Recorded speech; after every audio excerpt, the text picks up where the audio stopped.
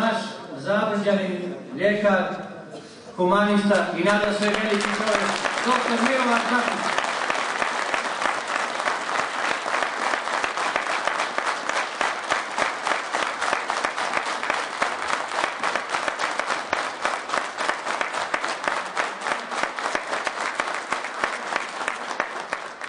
Dragi moji Divičani, dragi prijatelji, komšije i rođaci, sve vas najtoplije pozdravljam i odmah da vas pozovem da svi složno 29. marta iziđemo na izbore, damo glas za Socijalističku narodnu partiju Srđan Milić i da zajedno sa drugim opozicionim partijama srušimo odnarođeni režim koji već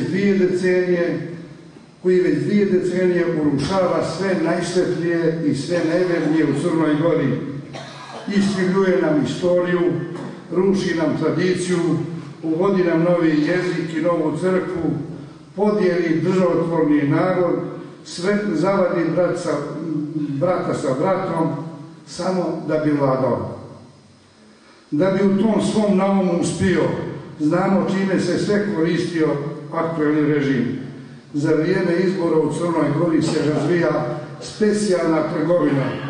Kupuju se lične karte, kupuju se glasovi, prodaju se duše i sve što sa njom ide, dostojanstvo i moral.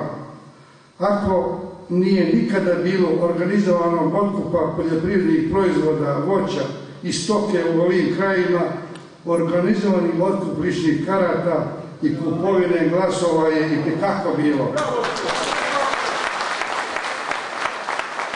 To je izum, to je taj patent ovog režima, to je za nas, dragi Andrijevičani, za najveći sram i stid. Žalim što je mogao da nađe ljude u našem kraju za takvu trgovinu.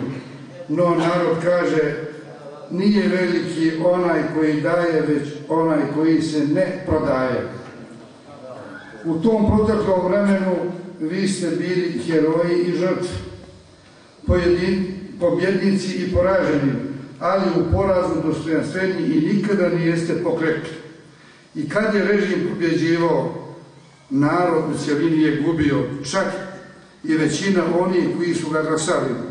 Zato pozivam sve one koji su zavedeni, koji su izmanipulisani, koji su prevareni, da umire u sebi savjest i da glasaju po svom ubeđenju bez bilo čije pritiska.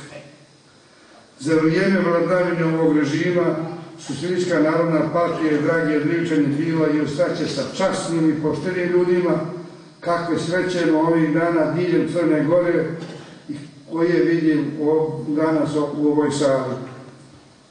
Zna Crna Gora koji je pljačkao penzionere i to je patent ovog režima.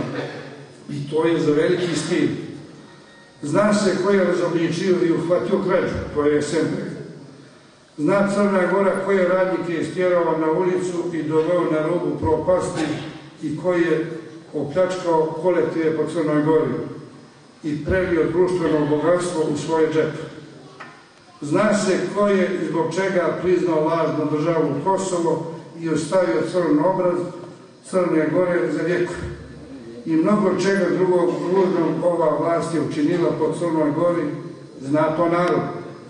No narod to jedino može i da ispravi i da očisti crne mrlje sa obraza Crne Gore, a to je najbolji i najdemokratskiji način, to je glasanje na izborima. Zna Crna Gora koji je jedino za to sposoban da učini, ko da predvodi narod, to je Socijalistička narodna partija, jer ima program, ima ljude i ima narod iza sebe.